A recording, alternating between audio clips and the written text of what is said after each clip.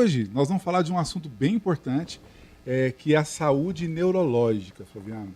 A gente tem visto aí, né, cada vez mais estudos saindo, mostrando que a sociedade está muito adoecida dos problemas de ordem neurológica.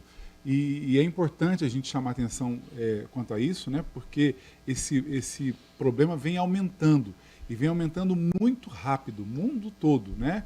Outros países, é claro que a gente se dedica mais a estudar aí as questões do nosso país, mas a gente vê que a sociedade como um todo está adoecendo muito. E claro, né, nós temos várias possíveis razões, vários gatilhos, como a gente chama, né, preocupações, tensões, enfim, uma infinidade de coisas. Mas a coisa não começa aí.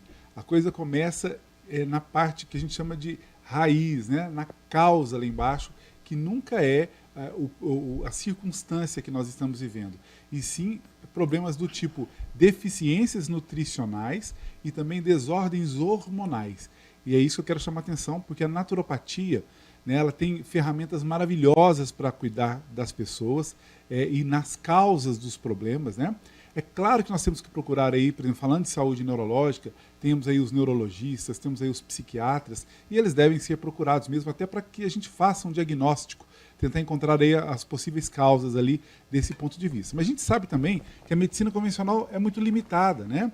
Por exemplo, uma pessoa que sofre de ansiedade, que é um transtorno neurológico, uma pessoa que sofre de ansiedade, ela tem ali o amparo fármaco-sintético, né, da medicina convencional, mas a pessoa não pode parar de tomar ali os ansiolíticos na maioria das vezes, a não ser que o próprio organismo dela volte à normalidade. Mas o tratamento proposto nunca é para o reequilíbrio, mas sim tirando ali a pessoa da crise de ansiedade, da crise do pânico e assim por diante.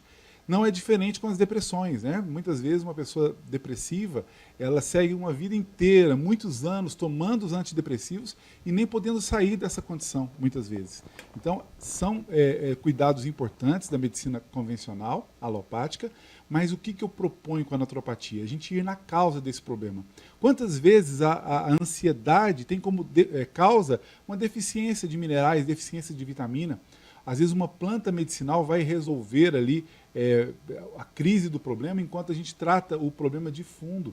Muitas insônias, que também são questões de ordem neurológica, começam numa desordem hormonal. A pessoa, às vezes, por estresses vividos no dia a dia, e quem não vive um estresse hoje em dia, vai ter ali a redução da produção da melatonina, que é o hormônio do sono. Consequentemente, ela vai ficar com o sono prejudicado ou mesmo a própria insônia. Então, muitas vezes, a gente tem que fazer a modulação desse estresse. Ah, mas um tratamento não vai resolver o meu problema. Não, mas ele consegue fazer esse bloqueio, essa barreira, quando o problema culmina em desordem hormonal. Então a gente tem aí protocolos naturais de modulação hormonal, protocolos naturais aí de suplementação vitamínica, de minerais, entre outros, para fazer com que aquele organismo volte à normalidade. Então, desordens neurológicas como ansiedades, depressões, crises de pânico, insônia, podem ser resolvidos em definitivo, sem que você necessite fazer um acompanhamento ali prolongado, apenas com recursos naturais, e é por isso que a naturopatia está aí para te propor isso. Então, se você se identificou com esse problema, ou sabe de alguém que tem esse tipo de problema, não fique ali acomodado, né, tomando o remedinho ali, que está tirando só a crise. Procure investigar e tratar a causa. Inclusive, a gente falou agora há pouco sobre feriado prolongado. A alimentação pode interferir também nessa saúde neurológica, ô Ramon? Sem dúvida. Flaviano, hoje tem mais do que... Tem muitos, centenas de estudos mostrando que muitos dos problemas de ordem neurológica surgem na deficiência nutricional. E onde é que começa a deficiência nutricional? Numa alimentação precária. Numa alimentação, né? A gente falando aí de uma Semana Santa, de um período que as pessoas, né, normalmente confraternizam ali na Páscoa, tudo bem, né? E nesses momentos a gente tem que mesmo confraternizar, descansar e tudo mais. Mas entender que no dia a dia nós precisamos nutrir o nosso corpo. E é por deficiências, por exemplo, como vitaminas do complexo B, né, da B1 a B12, né? Todas elas são importantes, participam do sistema nervoso. Quantas vezes uma pessoa que está deprimida, triste, angustiada, o que ela está precisando, muitas vezes, é comer direitinho, ou comer, por exemplo, alimentos que tenham vitamina B12. E, às vezes, a correção da vitamina B12 já soluciona aquele problema. Ou mesmo ansiedades, aquele desconforto na hora de dormir, fica com a cabeça cheia, muitas vezes é deficiência de magnésio, entre outros minerais, né? Então, precisamos identificar isso, né, certinho, fazer ali o tratamento correto para cada pessoa, e esse tratamento neurológico, Flaviano, sem dúvida nenhuma, começa numa boa alimentação. Inclusive eu tenho aqui a pergunta da Soraya, o telefone está aí liberado para você, ela quer saber se o espinafre é bom, né, para poder trabalhar até a saúde neurológica. Então, eu sou a favor sempre, né, da comida de verdade. Né, hoje nós temos desdobramentos e aprofundamento do que é o ideal para a nossa alimentação. E, claro, quem faz o acompanhamento com a gente vai sempre ter ali o suporte, a orientação, o passo a passo para ter uma alimentação perfeita para o organismo e para as questões que ela possui. E o primeiro passo, né, porque às vezes a gente fala ali de uma dieta especial e tudo mais, mas tem pessoas, Flaviano, que têm uma alimentação muito precária. E muitas delas não sabem nem a diferença de alimento, que a gente já falou disso aqui, nem a diferença de alimentos para processados, né? E esse é um grande problema. Então, quando a gente migra, Soraya, das refeições que são processadas, né? E quando eu falo processado, não estou falando dos ultraprocessados, não. Estou falando de processados simples, aqueles que até mesmo a gente faz em casa, porque isso não tem nutriente para o nosso corpo. Então, quando a gente sai de uma alimentação ou de refeições processadas e caminha para alimento de verdade, como é o caso aí dos vegetais folhosos, de cor verde escura, por exemplo, o espinafre, entre outros, você já tem um ganho, você já está caminhando ali para uma comida de verdade. É claro que nós temos que tomar cuidado, alimentos como o espinafre é muito rico em oxalato de cálcio, em fitatos, né, que são antinutrientes. Consumido cru, por exemplo, o espinafre, para quem tem predisposição a cálculos renais, pode aumentar essa predisposição e a chance de desenvolver isso. Então tem que ter a orientação devida.